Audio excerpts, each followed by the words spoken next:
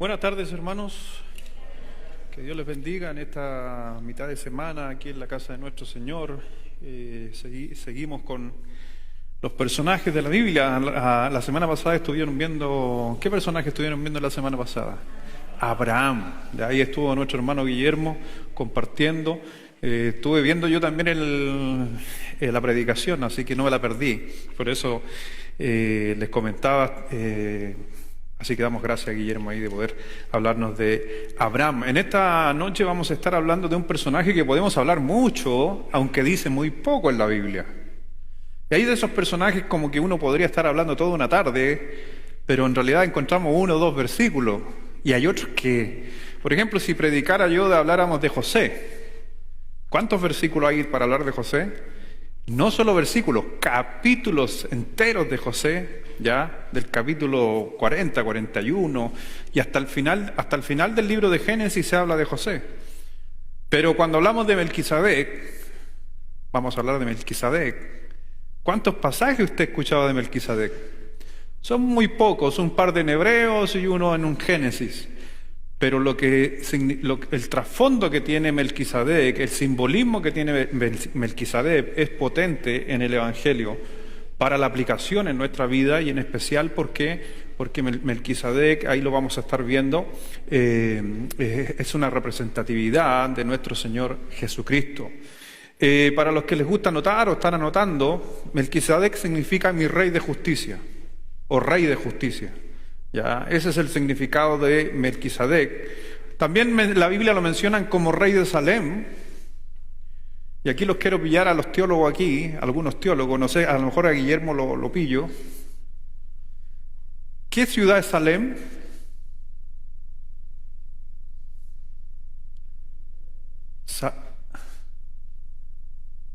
Mi hermano de allá del Romero. ¿De dónde era? Muy bien, porque ese fue el otro nombre dado a Jerusalén, por si usted no sabía, que se conoce como Salem en algunos escritos antiguos. Entonces, cuando hablamos de rey de Salem, estamos hablando de rey de Jerusalén, ¿ya? O sea, Salem era Jerusalén, pero rara vez se le conoce en la Biblia como Salem a Jerusalén, pero sí, es para un dato, ¿ya? ¿Qué otro significado tiene también Salem o Jerusalén? Por ahí lo escuché. Rey de paz. Entonces, rey de paz, o rey de Salem, rey de paz o rey de Salem, o rey de Jerusalén, rey de paz. Entonces, cuando estamos hablando de rey de paz, estamos hablando de rey de justicia, entonces estamos hablando de alguien que cumple esa función. ¿Quién es el príncipe de paz? Cristo. Amén. Entonces, si Melquisedec es paz, Cristo es paz, ¿quién es? Dice el Señor que él es el Dios de justicia. Y Melquisedec es el Rey de justicia. Vamos a estar hablando de él. Vamos al libro de Hebreos. No vamos a ir a Génesis, que después lo vamos a leer, pero vamos a Hebreos para leer este texto y después irnos a Génesis 14.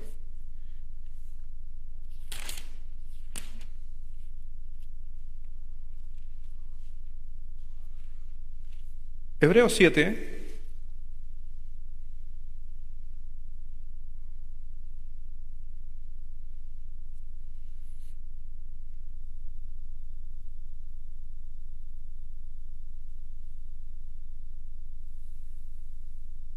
no vamos a hablar del diezmo por si acaso, porque siempre está asociado a Melquisedec al diezmo y es porque en la historia usted tiene que saber que Abraham, justamente cuando va a la guerra y agarra el botín, gana la guerra y se trae del botín que consiguió en la guerra, en el camino se encuentra con Melquisedec y Abraham le da el diezmo de todo. Pero ojo, el diezmo de lo que recogió en el botín de la guerra. ¿Ya? Y eso también, otro día quizás lo enseñaré para gente que hoy día estamos ya con una teología más profunda, más conocida. Todavía la gente hoy día, hay muchos, inclusive cristianos e iglesias, que dicen que el diezmo no es bíblico. Yo no sé cómo llegan a esas conclusiones. Me cuesta entenderlo cuando yo lo veo muy claro en la Escritura. Ya, pero está bien, no vamos a tocar ese tema, vamos a hablar de Melquisedec. Versículo 2 del capítulo 7. Dice: a quien asimismo dio a Abraham los diezmos de todo, cuyo nombre significa primeramente, ¿qué dice? Rey de justicia, y también Rey de Salem, esto es, o Rey de Jerusalén. Ahí encontramos una mención justamente de Melquisedec. Ya, vamos a encontrar, vamos a aprender de él, y vamos a, por favor, Génesis, vamos a Génesis y después de esto oramos. Génesis 14.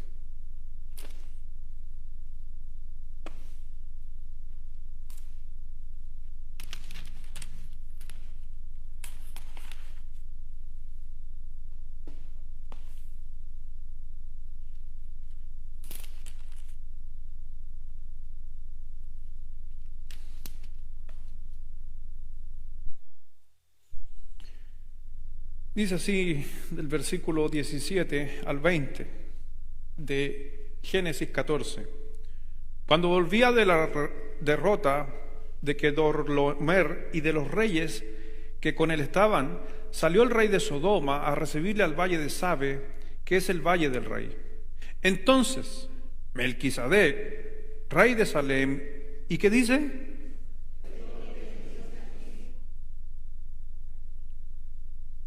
Interesante, sacerdote del Dios Altísimo. Ya. Ojo que todavía no existe la tribu de Leví. Todavía no aparece Leví con su tribu de los sacerdocios.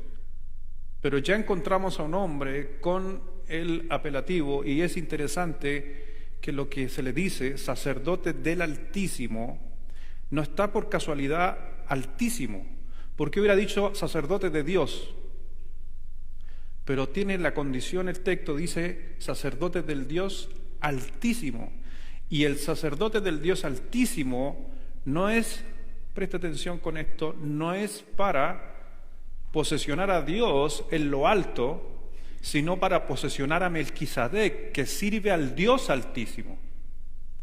En otras palabras, cuando es nombrado Melquisedec en este texto, el texto nos está diciendo, este era un sacerdote legal de Dios.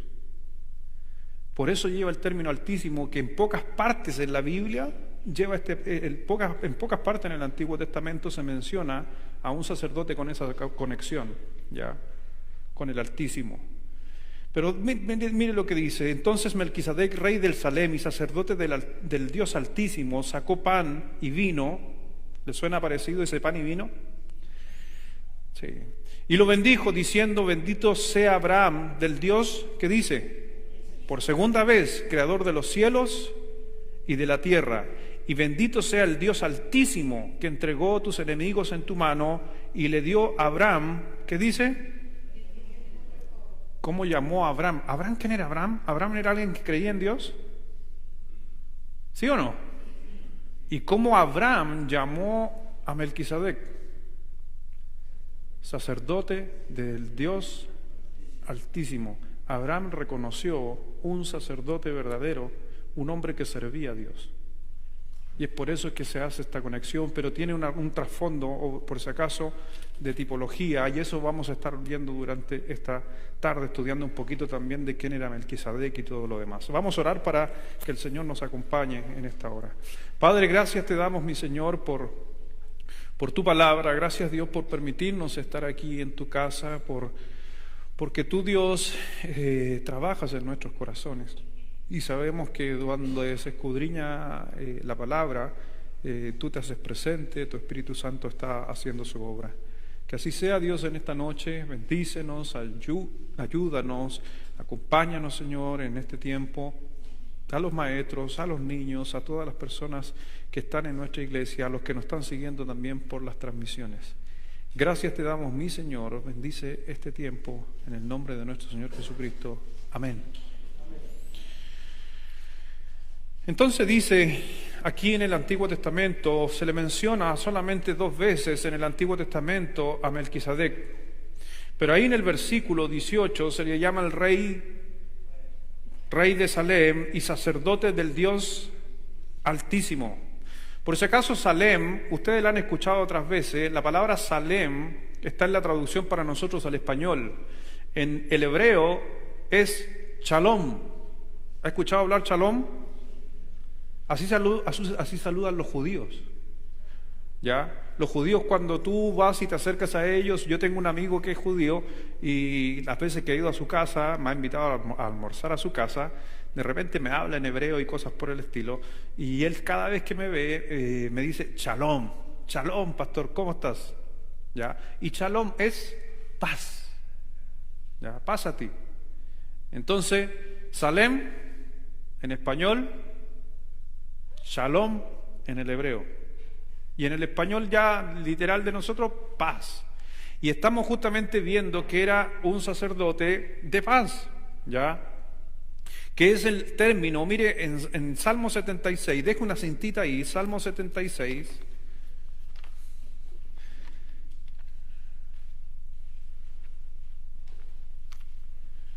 Oh, le falta un pedazo a la Biblia.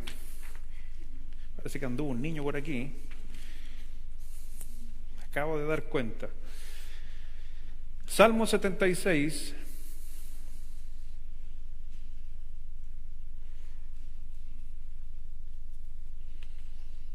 Versículo 2. Léalo usted nomás para que usted vea lo que o dónde está fundado a mi apreciación de Salem.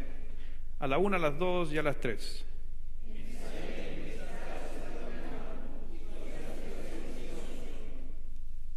¿Dónde está el tabernáculo? Realmente, ¿dónde está el templo y el tabernáculo?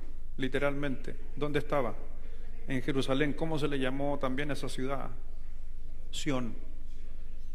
Entonces, por eso, no es una ocurrencia del pastor Luis que Salem era Jerusalén, es porque la palabra de Dios lo dice. Entonces, representa también ese lugar. Melquisedec, por si acaso, cuando lo vemos ahí, cuando Abraham volvía justamente a derrotar de los reyes del oriente, Melquisedec salió a recibirle, a bendecir justamente a Abraham. Y ahí vemos justamente que Dios pone a este sacerdote para que se vayan cumpliendo algunas cosas. Ahí cuando le dice sacerdote del Dios Altísimo, yo siempre digo que el Guillermo no participe porque me imagino que sabe algunas cosas, pero si no, ¿cómo diríamos en el hebreo o en la traducción Altísimo? El Altísimo.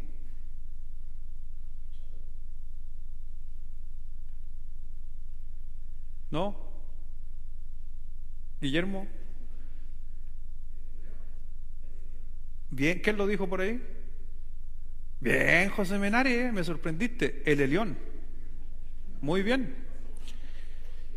Elión, ya. El poderoso Elión Altísimo, el poderoso Altísimo. Cada vez que usted ve en el Antiguo Testamento la traducción es poderoso. Pero si decimos el Elión, el poderoso Altísimo, y Elión es Altísimo, ya con Y, entonces en la traducción encontramos eso. Cuando estamos justamente viendo a Dios es uno de los nombres de Dios. Entonces, este nombre es ocupado justamente para, como les decía hace un momento, posesionar. Abraham quiso posesionar para nosotros, para la lectura, a un sacerdote que era de Dios, siendo de que todavía no nacía la línea sacerdotal en los tiempos de Leví con Moisés. Acuérdense que los sacerdotes aparecen ya de la tribu de Leví con Moisés, pero esto es mucho antes de Moisés. Y aquí vemos a Abraham, alguien que venía acuérdense, de otras tierras, a un lugar, y encuentra un personaje, pero sabemos que Dios estaba inspirando también en ese momento, le revela justamente a Abraham que está sobre una persona que cumple dos funciones, que es uno de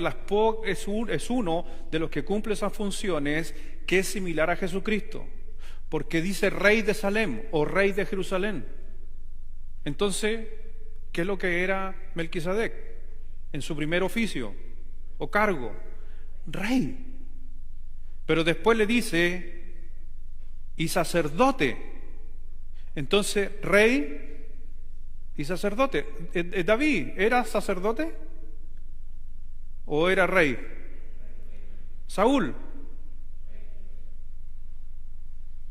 El único que tiene un doble oficio en este caso es rey y sacerdote. ¿Quién tiene esa función en el Nuevo Testamento? Cristo.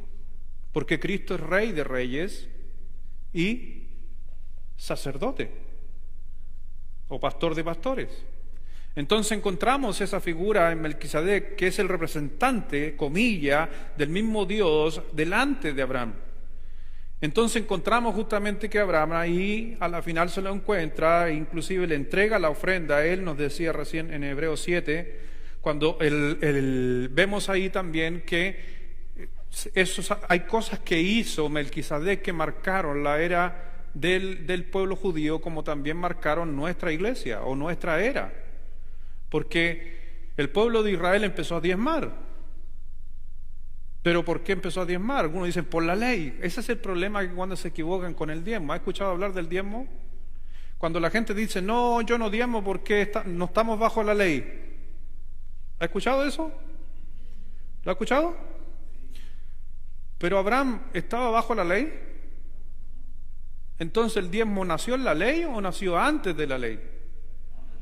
Entonces, ¿por qué ponen a la ley? ¿Por qué ponen al diezmo dentro de la ley? ¿Por qué? Porque la ley se regularizó para el pueblo judío, pero no estaba establecido para solamente los judíos.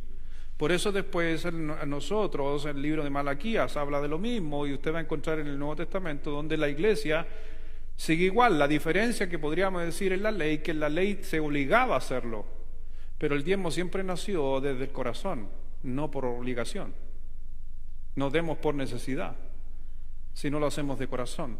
Pero la gente a veces ocupa y posesiona muy mal, por eso te digo, esta figura del diezmo lo ponen acá. Es lo mismo que el día sábado.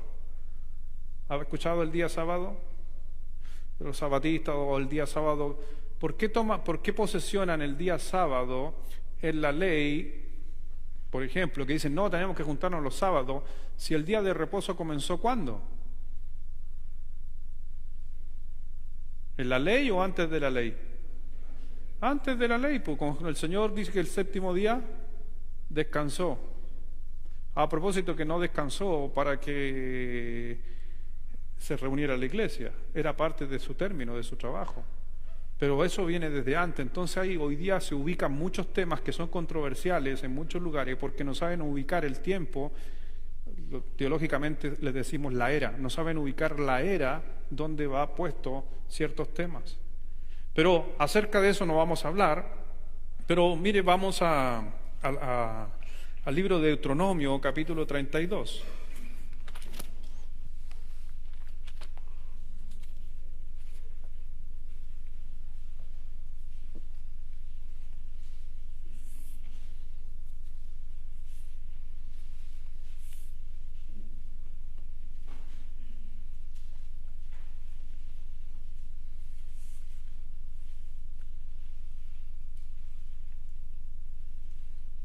Deuteronomio 32, versículo 8.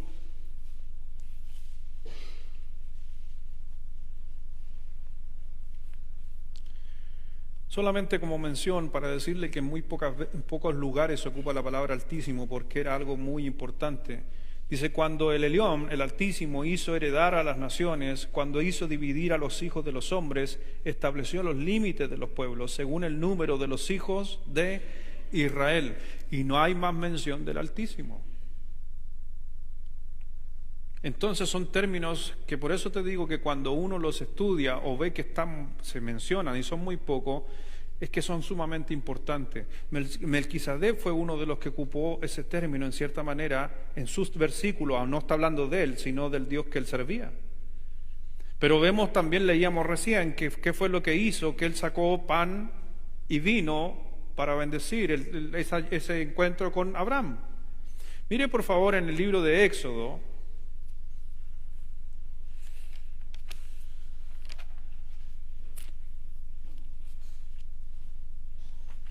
Éxodo 25,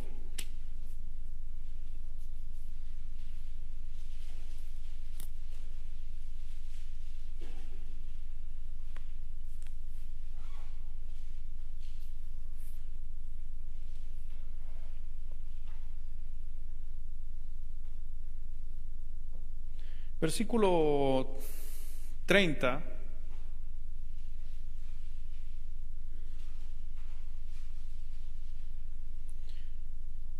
Dice, y pondrás sobre la mesa el pan de la propiciación delante de mí continuamente. Por si acaso era una mesita donde se ponía el pan que estaba en el tabernáculo. Pero ¿de dónde nace la idea de poner pan en el tabernáculo? Lo leímos recién. ¿Quién fue el primero que ocupó pan? Melquisedec. ¿Y quién es el que iba a poner pan en el tabernáculo? El sacerdote. Mire también Números, por si acaso, estoy haciendo menciones que son interesantes de escuchar. Números 15.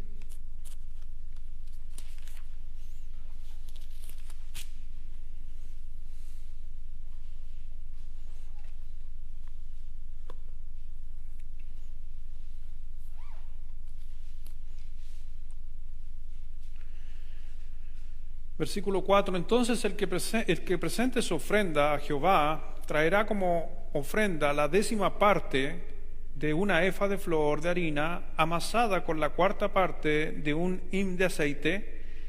De vino para libación ofrecerás la 4ª parte de un hin, además del holocausto, el sacrificio por cada cordero. Y aquí nuevamente hablando de leyes, justamente de ofrendas que eran traídas al tabernáculo. Se repite, se traía vino y se traía pan. Ojo que la palabra vino también hay que entender que no es, para nosotros a veces vino, es más un término llamado mosto, más que la palabra vino. Es la palabra más, en ese tiempo es una palabra justamente de un mosto recién hecho, que tenía muy poca fermentación. Porque hay que entender que si yo hacía jugo de uva en pleno desierto, ¿sabe qué pasa al par de horas? No hay preservante, se hace chicha, mosto, por eso estoy hablando de mosto, ¿ya? La chicha es un tipo de mosto.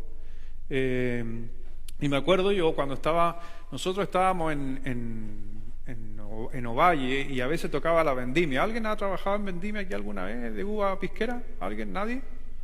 Ninguno. Yo nomás.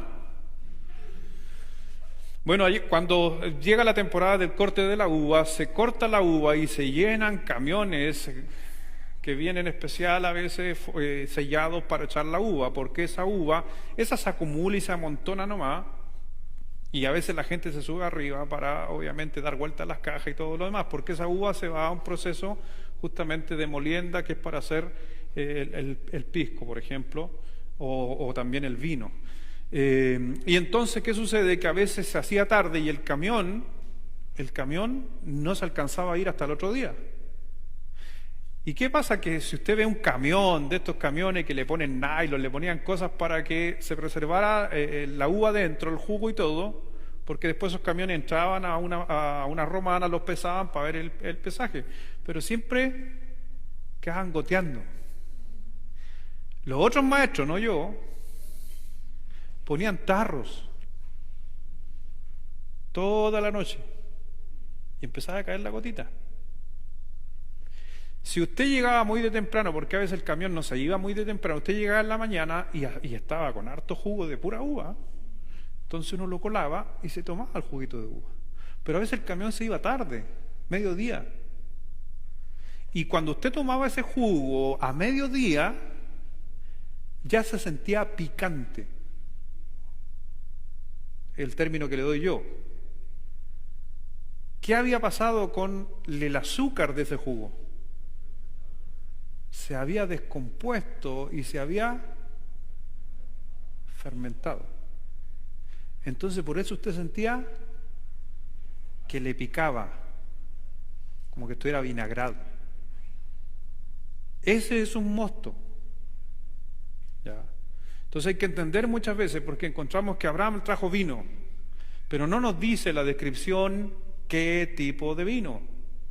Cuánto tiempo llevaba fermentando, pero por las tradiciones judías ellos no tienden a tomar vinos fuertes, menos las tradiciones antiguas, inclusive el mijat, que es uno de los vinos más bebidos por el pueblo de Israel, en su tradición es 1/6, una taza de vino por 6 tazas de agua. Entonces diluyen el vino a tal manera que en realidad están sanitizando el agua, pero lo mezclan justamente con vino. Pero no vamos a entrar en ese detalle, aunque a algunos no espero que no les desee. Pero simplemente para decirlo, que él trajo vino y después vemos en el templo del tabernáculo que también los sacerdotes traían pan y traían vino según la Escritura, aunque es más mosto. Por eso en la Biblia, el otro día escuchaba a uno decir, en la Biblia no hay ningún versículo que prohíba no tomar vino. Sí, o sea, técnicamente no hay un versículo explícito, pero hay versículos como por ejemplo en Proverbios, no mires el vino cuando rojea. Entonces, si vamos a comprender ese texto, tendríamos que ver en la tradición judía que es un vino rojizo. Entonces, ¿qué vino será? ¿Por qué dijo rojizo? ¿Por qué no dijo un vino? ¿Cómo es el vino? ¿De qué color es el vino? ¿De qué color es?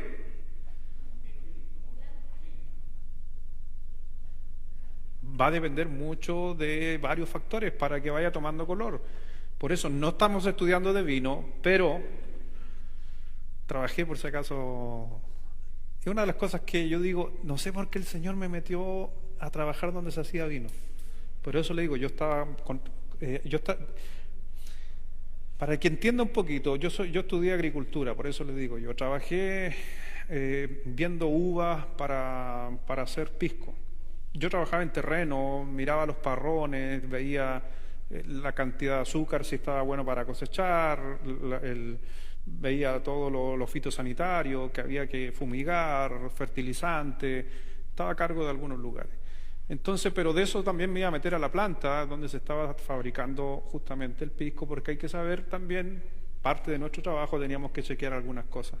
Entonces, por eso le digo yo hoy día, doy gracias a Dios de hoy día de entender mucho acerca de este tema. ¿Por qué? Porque a veces miramos la palabra vino en la Biblia y decimos cada tontera nuevamente. Cualquier persona toma un versículo. Yo he escuchado el versículo más común. La Biblia no dice que embriagarse es pecado. ¿Ha escuchado eso? Hay muchos creyentes que creen eso, ¿cierto? No, yo no me embriago. Bueno, ¿y cuándo uno se embriaga? Apliquemos el pasaje. A mí me gusta hablar de este tema porque lo manejo, pero ¿cuándo usted se embriaga?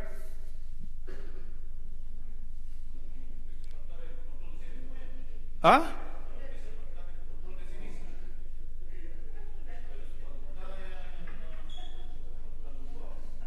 Es que la única forma de saber que si usted se embriaga es a través de un examen de sangre, no hay otra manera de saber. Entonces, cuando la Biblia dice no embriaguéis con vino, ¿habrán tenido una máquina, un test para decir ese texto? ¿Qué habrá querido decir ese texto? ¿Embriagarse? Entonces, por eso muchas veces no hay un término para decir, esto es, por eso el Señor, por eso hay más pasajes de no se acerquen al vino que tomen vino. ¿Ya? Pero me estoy saliendo del tema, volvamos mejor otro día les cuento. Y si usted no, levante la mano. ¿Ha tomado pisco alguna vez? Pisco. Usted es de Colombia, hermano, usted es panela, otras cuestiones, pero le está hablando en inglés usted. ¿O conoce de pisco? ¿Pisco sour? ¿Pisco normal? ¿Mistral? Lleva poquito tiempo aquí en Chile el hermano. Bueno, lo único que le digo que lo que ha tomado es no importa, pero si ha tomado algo, le va a decir algo. Si ha tomado el desecho del pisco.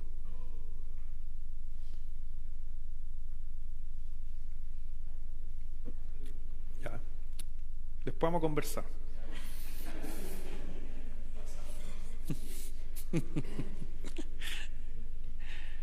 Sí. Bueno, el Señor a uno lo pone ahí. Y me acuerdo, yo cuando trabajaba ahí en la pisquera, había un hermano aquí en la iglesia que me decía, ¿cómo puedes estar ahí tú si eres un hijo de Dios? Oh, yo me sentía re mal. ¿Cuándo te vayas a salir de ese trabajo? Ese trabajo no es para los cristianos. Bueno, hoy día yo me hago la pregunta, ¿y quién está ganando la gente que trabaja ahí?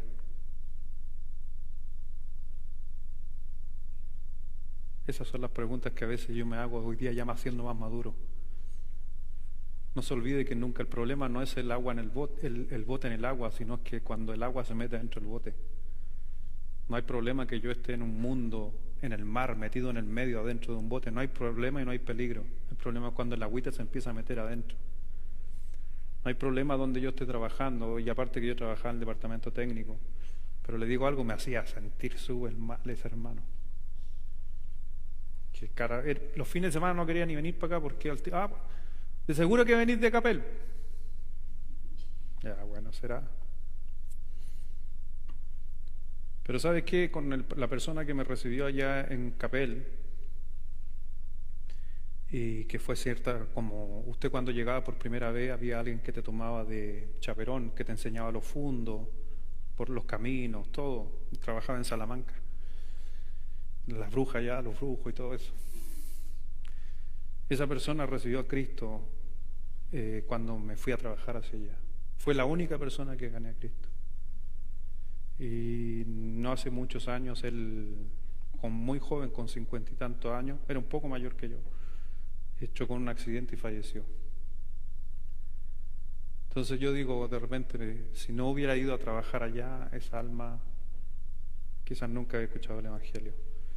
Antes de dar una opinión sobre alguien o decir algo sobre alguien, a veces primero conozcamos por qué uno está ahí, por qué Dios te ha llevado ahí o a ese lugar.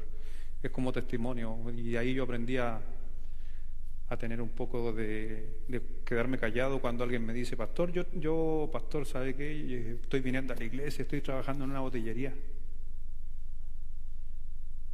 Es nuevo en la fe y viene trabajando en una botillería. Yo hoy día me guardo y con el tiempo irá a escuchar palabras, madurará y verá si se pone con todas las ganas de ganar a todos esos curaditos que van en la noche. Que bueno, ahora si no va a ser influencia en ese lugar, mejor cámbiese. Pero ahora se mide con madurez. Un pequeño consejo. Volvamos ahí dejemos al bebedor y volvamos a la... No, antes. Acláralo, antes. Amén. Amén. Pero solamente para que usted vea quién fue el que trajo, comilla, vino al templo. ¿De quién le copiaron? ¿A quién le copiaron? A Melquisedec. Pan, a Melquisedec. Y en el libro de Mateo, capítulo 26, ¿qué hace Jesucristo cuando se sienta con sus discípulos? Jugo de la vid y pan sin levadura, y celebró la Pascua. ¿Quién celebró la Pascua? Cristo con sus discípulos. ¿Quién celebró, comilla, una santa cena? No estoy diciendo que es la santa cena, pero simbólicamente con Abraham, Melquisedec, sacerdote. ¿Por qué entonces celebró la santa cena con sus discípulos Cristo? ¿En su condición de qué? De sacerdote. Porque el sacerdote era el que preparaba la cena o la Pascua, pero para nosotros después, obviamente Cristo la cambió a la cena del Señor. Entonces encontramos esas cosas que son interesantes. Por eso les decía, en Mateo 26, del 26 al 28, está lo de la cena del Señor. Mire por favor en el Salmo 110, vamos a escuchar a David aquí en el Salmo 110.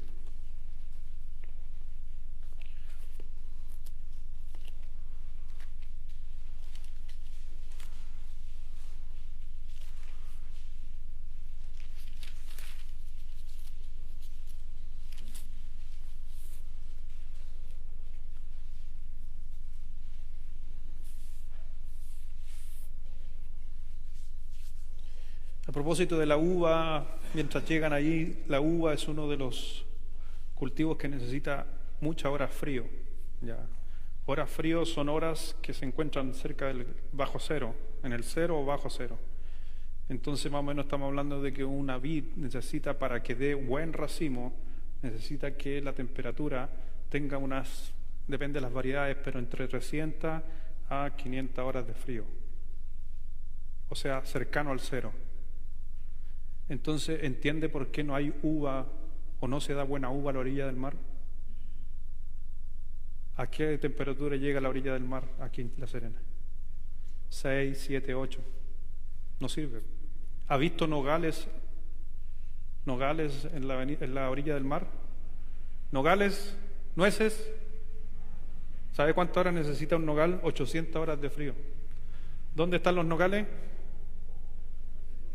En la cordillera, cerca de la nieve del frío.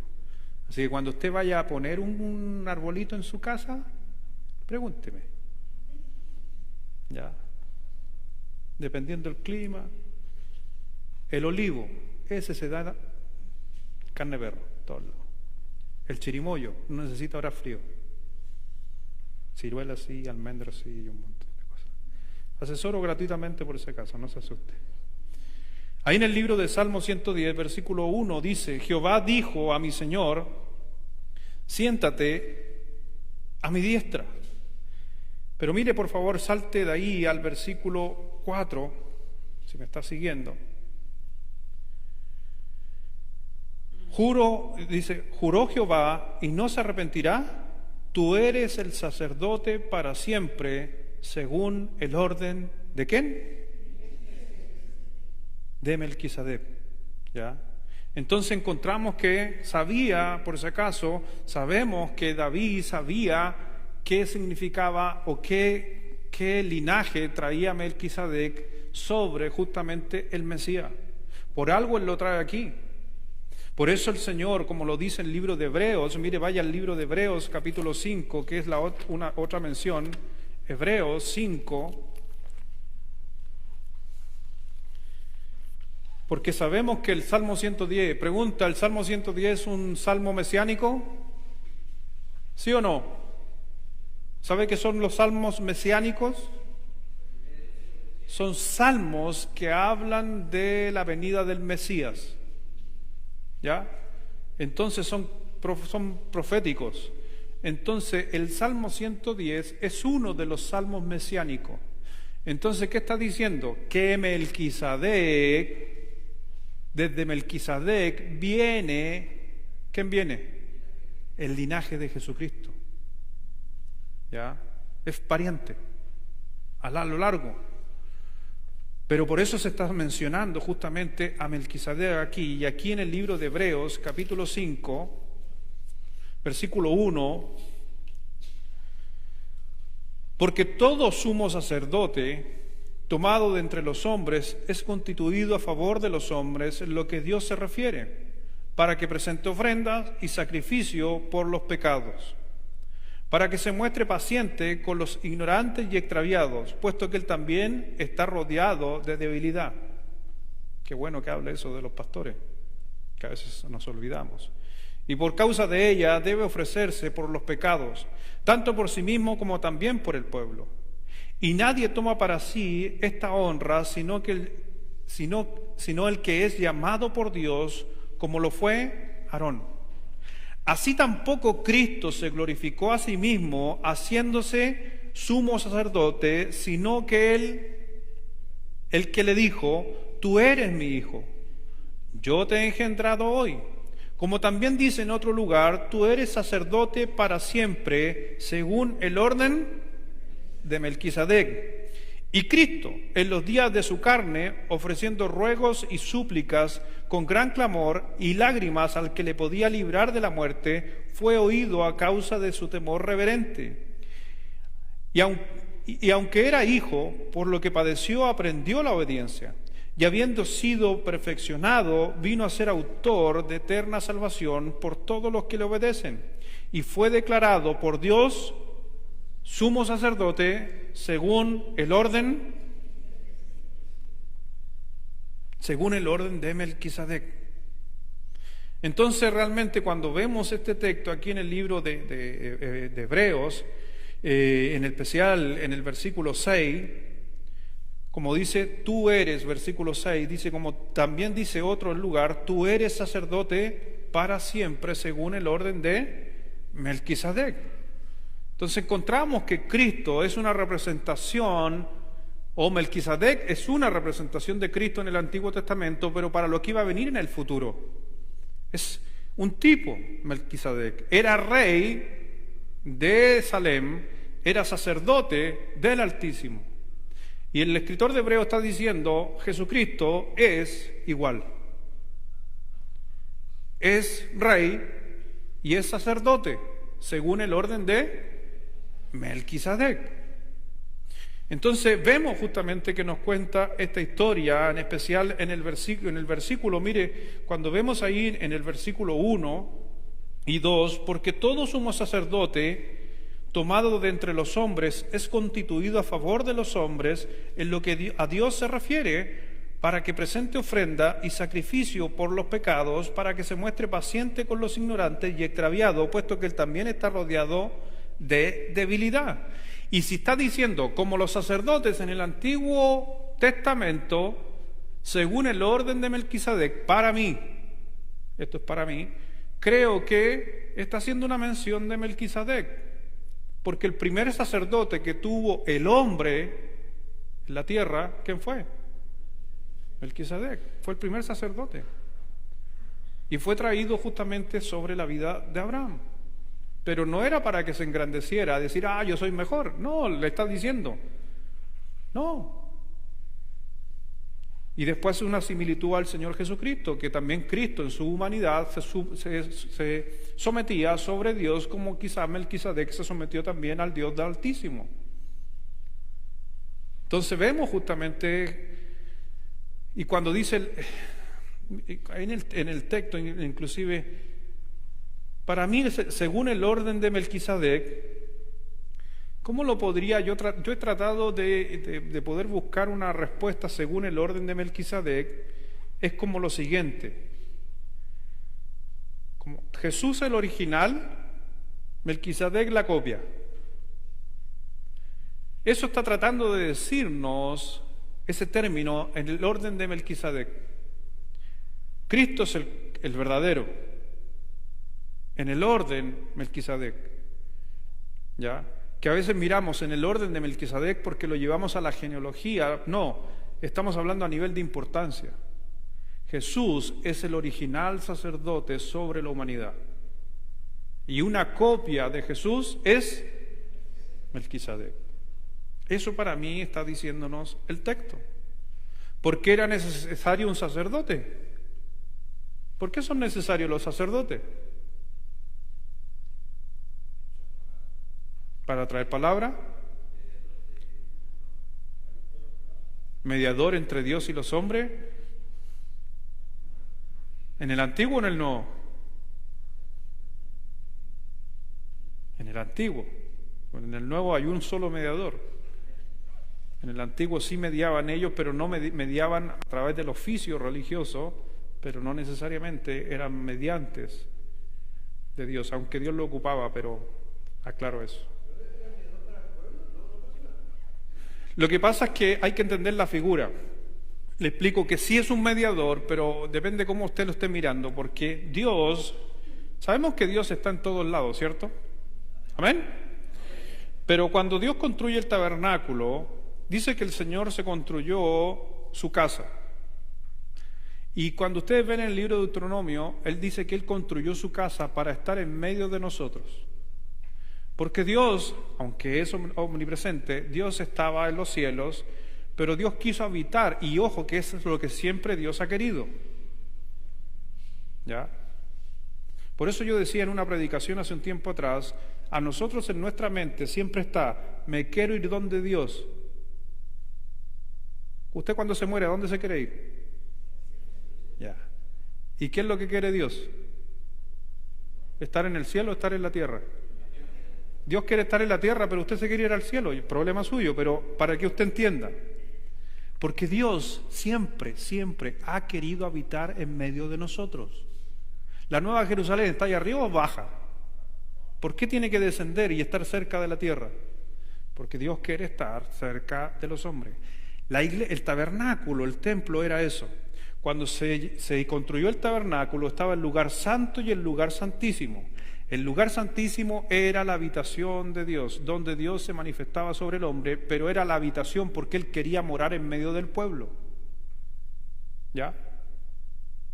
Pero resulta que el hombre estaba bajo pecado, el hombre no podía entrar, y sabemos que la Biblia nos dice que había un velo que los separaba, pero el único que podía entrar, y en ciertas condiciones, era el sacerdote, para poder hacer algo, hacer la expiación y un montón de cosas más que hacía el sacerdote, pero ahí se podría decir, un intercedor, ya, entre comillas. Pero cualquier persona, Abraham, tuvo un contacto con Dios y no necesitó un tabernáculo, pero llegó en su momento donde sí tuvo que haber un tabernáculo, porque Dios ordena el orden, ordena a los sacerdotes que iban a servir en el templo, ordena a sus tribus, pero más con la nación judía. Acuérdense que estamos hablando de Abraham, estamos hablando de que era un hombre que venía de otra cultura, no era un hombre que venía justamente del judaísmo, no, él está mucho antes de eso. Entonces necesitaba justamente algo, y mire por favor en el libro de Hebreos 7, habla un poco de esto, el libro de Hebreos 7, versículo 11,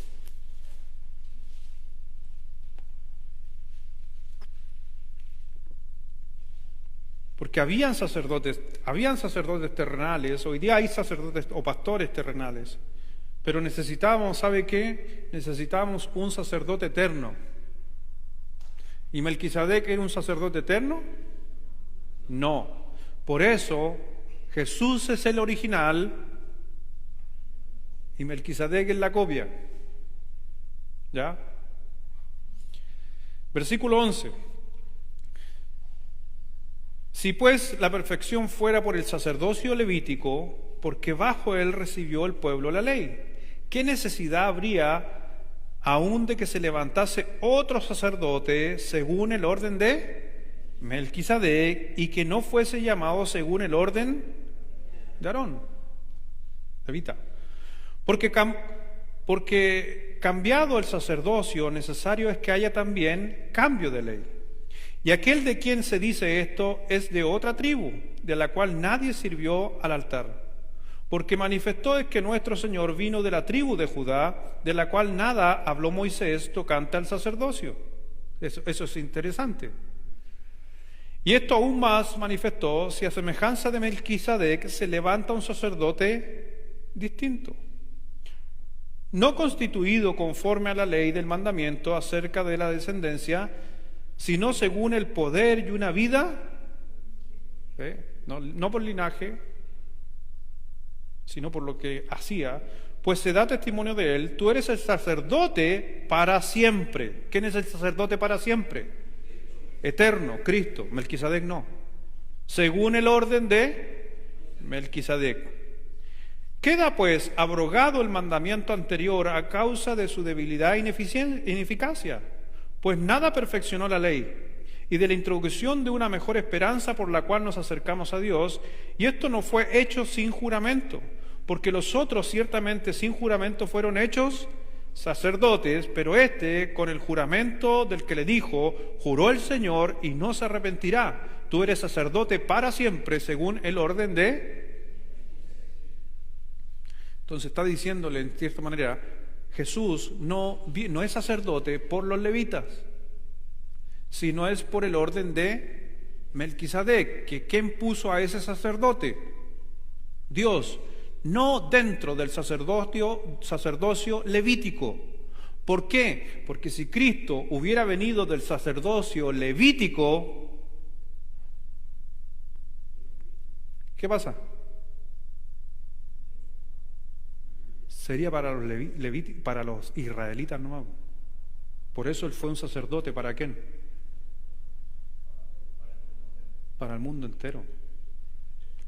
Por eso Él hace la distinción y Dios está haciendo muy, muy bien la distinción en la inspiración del escritor de que Jesucristo es un sacerdote, pero no porque viene de los levitas. ¿Ya? Por tanto, Jesús es hecho fiador de un mejor pacto. Y los otros sacerdotes llegaron a ser muchos debido a que por la muerte no podían continuar. Es obvio, ¿no? ¿Por qué hay tantos sacerdotes? Porque se muere uno y tiene que venir otro sacerdote. Po. Fácil, pues. Si el pastor se muere, tiene que venir otro pastor. Po. Y si ese pastor muere, otro. Po. Y si ese se muere, entonces si el sacerdote, Cristo, no muere, ¿cuántos sacerdotes necesitamos? Porque ese es eterno. ¿Me entiende? Entonces nosotros ¿en quién depositamos nuestro sacerdocio? En Cristo, no en este. Usted no debe apoyarse en este sacerdocio o en este pastor como tal. ¿Por qué? Lo dije recién, ¿por qué? Porque me voy a morir. O me voy. No falta, ¿qué puede suceder? Entonces, ¿sobre quién usted se apoya? Esa es la razón por qué usted está en esta iglesia. Porque usted se apoya sobre el sacerdote que es Cristo, no sobre este sacerdote, porque este se muere. Amén. Por eso, no se olvide nunca, yo no soy importante. Es Dios, es importante, Cristo es importante. Y usted tiene que servir al eterno, no al temporal. ¿Entiende lo que está escribiendo el escritor de Hebreo? Esa es la razón. Tenemos que apoyarnos sobre el sacerdote que es Cristo, no sobre este o sobre otros. Versículo 24, más por cuanto permanece para siempre, tiene un sacerdocio que no cambia. Amén. ¿El mío puede cambiar? Sí, el del Señor no. Por lo cual puede también salvar perpetuamente a los que por él se acercan a Dios, viviendo siempre para interceder por ellos. Intercede por ellos, Cristo. Pero el otro sacerdote, no, porque se muere. No puedo interceder siempre, me muero. Versículo 26. Porque tal sumo sacerdote nos convenía. ¿Cuál sumo sacerdote? Cristo, santo, inocente, sin mancha, apartado de los pecadores, y es más sublime que en los cielos, que no tiene necesidad cada día, como aquellos sumos sacerdotes, de ofrecer primero sacrificio por sus propios pecados y luego por los del pueblo, porque esto lo hizo una vez para siempre, ofreciéndose. Me encanta ese pasaje. ¿Por qué? ¿Qué está diciendo ese pasaje? No es como los otros pastores. Estoy ocupando el término pastor porque aquí no nos llamamos sacerdote, pero es la función. Aunque está hablando hebreo, se está hablando al pueblo judío cristiano, para que entendieran el concepto, pero le está diciendo, no nos apoyamos en ese, porque ese tiene que pedir perdón antes de hacer cualquier cosa, porque es un pecador. Nos apoyamos en el que no necesita hacer nada, porque no es pecador.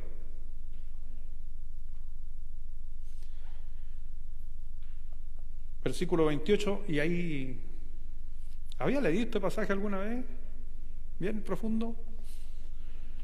Dice, porque la ley constituye sumos sacerdotes a, ¿qué cosa?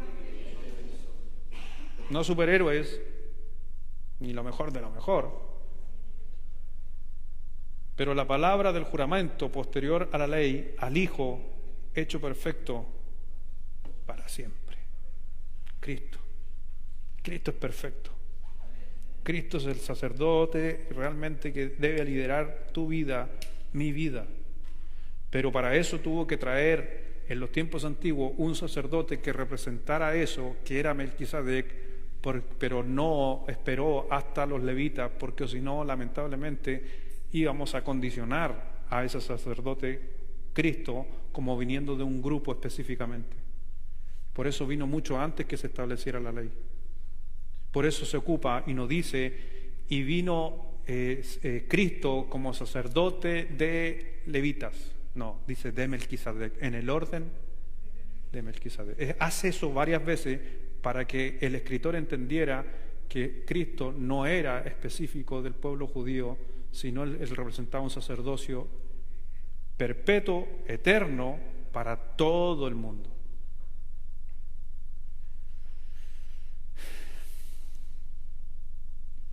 Hebreos 7. Estamos ahí, ¿cierto? No, por tiempo no lo vamos a tocar, pero los 6 primeros versículos hablan del diezmo, por si alguno después lo quiere estudiar.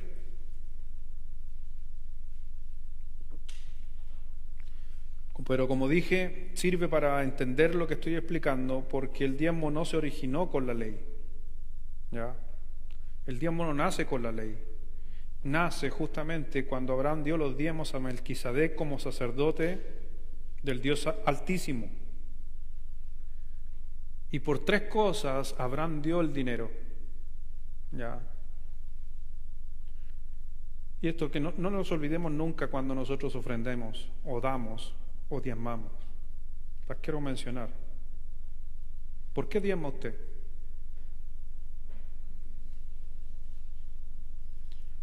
Abraham partió diezmando. ¿Abraham le obligaron a diezmar? ¿Abraham le obligaron a diezmar?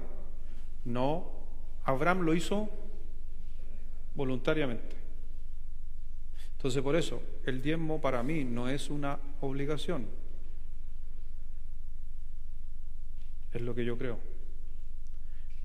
¿Animo a la gente a que diezme? Sí. ¿Por qué? Porque trae una bendición. Pero yo no te obligo. ¿O alguien aquí obligado alguna vez? ¿Hay alguno aquí que yo haya obligado? ¿O alguien te haya obligado en esta iglesia? Nunca. El pastor que estuvo antes nos obligó a diezmar, nunca. Pero en otros lugares, sí, aquí no. ¿Pero por qué? Porque para mí el diezmar, esto es lo que yo creo y es lo que quiero transmitir, ¿por qué yo diezmo? Porque es un acto de amor. Estoy interpretando a Abraham también, porque de ahí saqué mi conclusión. ¿Por qué lo hago? Porque Abraham lo hizo por amor a Dios, pero tenía que buscar un representante. Por un acto de amor, por un acto de fe y por un acto de reverencia. Esas son las 3 razones por qué uno debería diezmar voluntariamente. Acto de amor, un acto de fe y un acto de reverencia. Si usted analiza, no por tiempo, no estamos estudiando diezmo, pero si usted analiza por qué Abraham diezmó, se va a encontrar con las mismas 3 razones. Nadie lo obligó, pero lo hizo por amor. Mire, por favor, cuando miramos a Melquisedec aquí en la Escritura, entonces estamos mirando justamente a el Señor Jesucristo en su acto simbólico. Como les decía hace un momento, Jesús es el original, Melquisedec es la copia. ¿Ya? Y sabemos que hay tipos en el Antiguo Testamento, lo hemos mencionado muchas veces. El arca de Noé, ¿qué representa? A Cristo. ¿Ya? A Cristo. El arca del pacto, ¿a quién representa? A Cristo. ¿Por qué?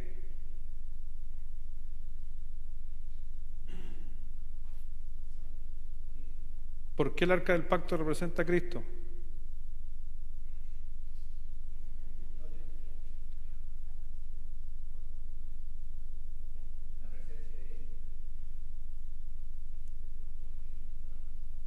Por lo que contiene. ¿Qué contiene el arca del pacto?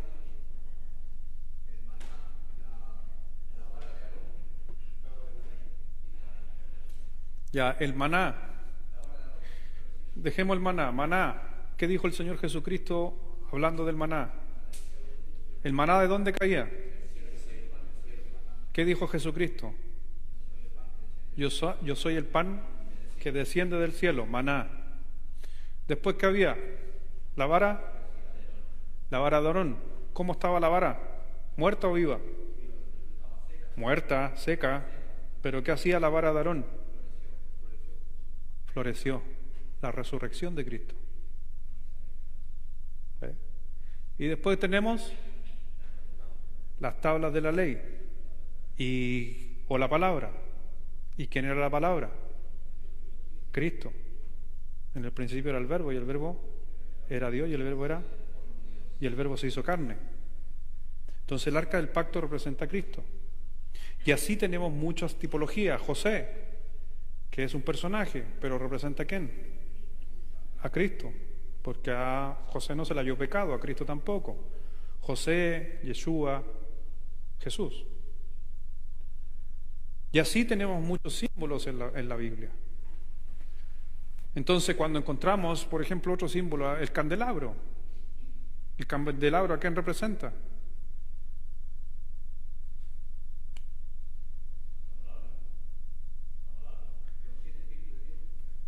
Ya, sí. Te fuiste a Isaías 43, pero en cierta manera sí, algunas de las cosas sí. La lámpara se llenaba con aceite. Aceite en la Biblia tiene dos simbolismos, o puede ser la palabra de Dios o puede ser el Espíritu Santo. En el caso de la lámpara con el aceite, para mí es la palabra de Dios, no el Espíritu Santo. Entonces, y el candelabro, pero también ¿a quién se le llamó candelabro? ¿Quién era un tipo de candelabro que no era Cristo? Bien, Juan el Bautista, muy bien, se le llamó, ¿sabes cómo se le llamó a Juan el Bautista? Antorcha del desierto, haciendo un acto simbólico del candelabro que se encontraba en pleno desierto. Había un candelabro dentro del tabernáculo. Y antes de poder entrar, justamente antes de poder entrar al lugar santísimo, estaba el candelabro. Entonces Juan el Bautista, ¿qué hizo Juan el Bautista? Allanó el camino, abrió el camino para que conociéramos ¿a quién? A Cristo, para poder estar en el lugar santísimo, donde se rajó el velo. Todo está lleno, la Biblia son muchos simbolismos. Y cuando uno empieza a leer todas estas historias, o todo lo que le estoy enseñando, o usted está escuchando, algunos de ustedes ya saben, es por eso que cuando hablamos de Melquisedec, estamos hablando justamente de que Jesús es nuestro sumo sacerdote para siempre, que es un tipo de Melquisedec. Melquisedec es un tipo de Cristo. Cuando vemos a Abraham diezmando, él tuvo respeto, amor justamente hacia Melquisedec, pero eso no nació porque sí, sino eso fue puesto por ¿quién? Por Dios, porque Él es el que a nosotros nos hace amar. Entonces aprendemos esas cosas. Pero dice el libro de Hebreos 7, versículo 25, que están conmigo ustedes ahí, se los dejo para que usted lo lea. Léalo por favor, Hebreos 7, versículo 25. Este es el último pasaje que leemos, a la 1, a las 2 y a las 3.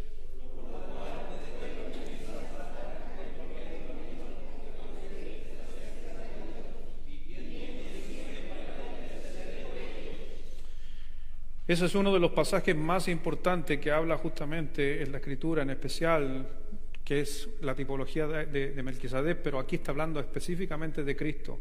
¿Y qué está hablando del Señor Jesucristo? Por lo cual puede también salvar perpetuamente a los que por Él se acercan a Dios. ¿Se acuerda el otro día yo hablaba acerca de la salvación en el culto? Donde a veces pensamos que la única forma de salvación es hacer una oración. Y aquí hay un texto de salvación que usted se lo podía leer a alguien. ¿Y qué le está diciendo a esa persona cuando usted le está compartiendo el Evangelio? Algo mucho más sencillo. Acércate a Dios. Busca de Dios. Toma una decisión por Dios de acercarte y tomarlo. Y si la persona dice, la tomo, me voy a aferrar en este día a Dios, sabes que ya ha hecho gran parte del trabajo para entender su salvación. Porque si representamos a Cristo, su función, lo que hizo y lo que significa, y la persona entiende quién es Jesucristo y qué es el intercedor entre Dios y el hombre, entonces está a pasos de su salvación. Por eso debemos reconocer, y para que usted entienda algo, Dios te llamó a ti sacerdote.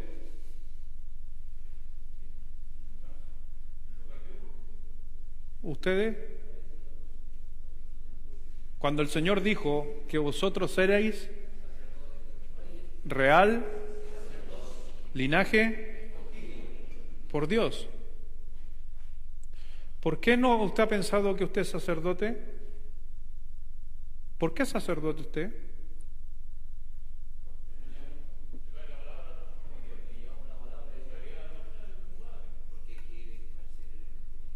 Todas las respuestas que han dado están espectaculares, exactamente porque era la pega del sacerdote de presentar a los hombres a Dios. Esa era la figura. Pero vosotros sois sacerdote, pero entiendan esto, sois sacerdote, pero sois sacerdotes perpetuos. Aquí en la tierra no. Por eso hay uno solo que intercede por todos. Por eso yo no soy un intercedor delante de Dios, ni ustedes tampoco, pero sí hacemos la función de sacerdote. No se olviden nunca de eso. A veces queremos usurpar lugares que Dios no ha compartido con nadie. Dios no ha compartido nunca el sumo sacerdocio perpetuo con nadie. Solo lo tiene Él. El pastorado no es perpetuo tampoco.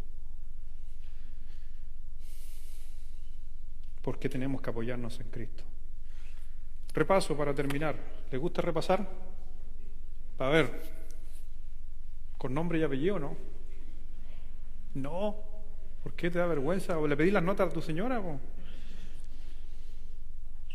Te vamos a preguntar a ti primero, partiendo por ti primero. Facilita. ¿Qué función hacía Melquisedec? ¿Cuáles eran las funciones de Melquisedec? ¿Qué hacía? Ya. Exacto, ya tenemos uno, sacerdote. ¿Y cuál era la otra?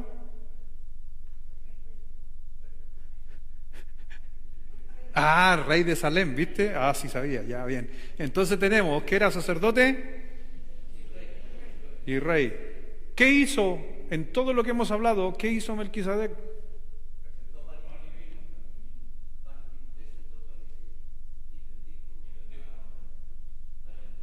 Bien, presentó pan y vino, oficios litúrgicos, comillas, que se establecieron después en el Éxodo, pero también algo que nosotros también somos llamados a bendecir. Bendijo a Abraham. Bien. Tío Pedro, ¿a quién representaba Melquisedec? ¿Un tipo de quién? De Jesucristo, muy bien.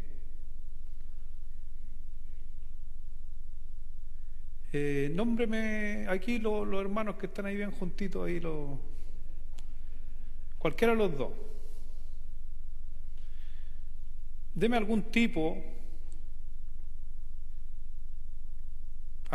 de Jesucristo en la Biblia, que no sea el que yo haya nombrado.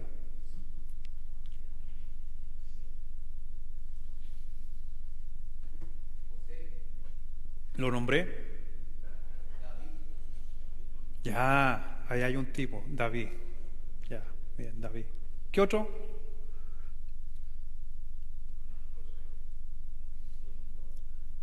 Lo nombré. Tarea para la casa, la serpiente de bronce. ¿Se acuerda que había una serpiente que la miraban y se sanaban? Ya, es un tipo de Cristo. Esa es para que usted la investigue y diga, ¿por qué? Ahí investigue. Ahí al fondo,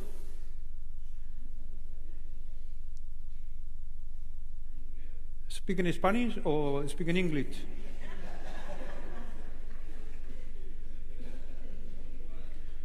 What is... no, tranquilo, no. Tranquilo, es que viene llegando a Estados Unidos.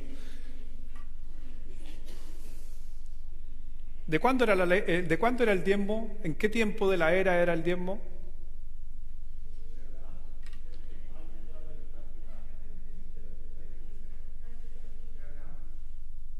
Era. Las eras se van marcando por eventos.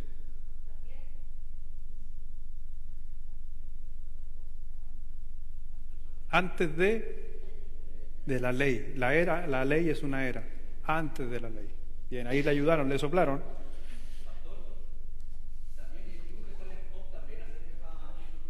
¿Quién? Sí, también. Te puedo dar varios también.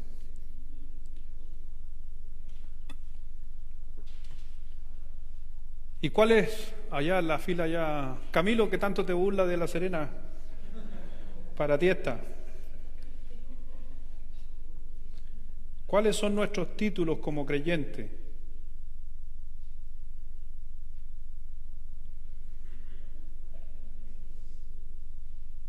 Lo dije.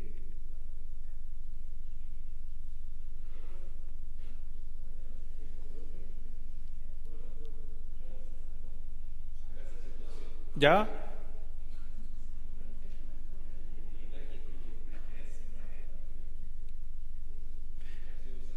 Ya, bien.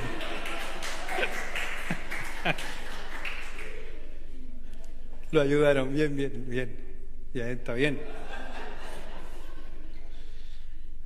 Ojalá el fin de semana estés con el mismo ánimo. Ya. Mi hermano, solo para finalizar y cerrar, toda persona se puede salvar y tener vida eterna si nos acercamos al sacerdote perpetuo. No hay otra manera. Por eso la palabra de Dios dice que el único intercedor entre Dios y los hombres es Jesucristo. El único sacerdote que puede interceder por Dios eternamente es Cristo. Por eso nuestra vida no se basa sobre hombres. Por eso no creemos que una imagen o una persona que estuvo hace 2000 años atrás, llamada Virgen, intercede por nosotros. ¿Por qué? Porque no es perpetua. Porque hay uno solo. Por eso ningún santo ni ningún alguien puede intervenir por ti. Solo Jesucristo. Vamos a orar. Padre, gracias Dios te damos en esta noche. Gracias Dios por tu palabra. Gracias Dios por estudiar en esta mitad de semana este personaje que poco a veces se sabe de él, pero en esta noche hemos aprendido lo suficiente para recordarnos a quién nosotros servimos, recordarnos a quién debemos buscar, en quién debemos descansar, en quién debemos apoyarnos. Por eso, mi Señor, te doy las gracias por saber que tú estás con nosotros y que en ti podemos justamente descansar y podemos confiar, y no solamente por este momento, sino eternamente. Gracias Dios por salvarnos, porque si no hubieras venido tú, Cristo, ¿qué sería de nosotros, Dios? Una muerte eterna anunciada por la Escritura. Pero tú tenías desde antes de la fundación del mundo todo listo y creado para los que iban de ser salvos, aquellos que se acercaban a Dios confiadamente. Así que gracias, mi Señor, obra en nuestra vida. Y ojalá, Dios, que nos vayamos de aquí recordando de que somos especiales para ti, Dios. No interesa lo que haya sucedido en tu vida, no interesa lo que estés viviendo, lo que la gente diga. A la final lo importante es lo que Dios dice de ti. Y Dios en esta noche te ha recordado, que quizás te habías olvidado, que eres real sacerdocio, linaje escogido por Dios. Eres especial para Dios, porque eres su hijo y a Él le costó con su sangre el haberte comprado y haberte redimido. Gracias, mi Señor, gracias por fortalecernos y saber también que hubo un hombre que tú lo ocupaste como Melquisedec para recordarnos desde el comienzo de la creación de que Jesucristo iba a venir, el gran sumo sacerdote. Gracias, mi Señor, bendice a cada uno en el nombre de Jesús. Amén.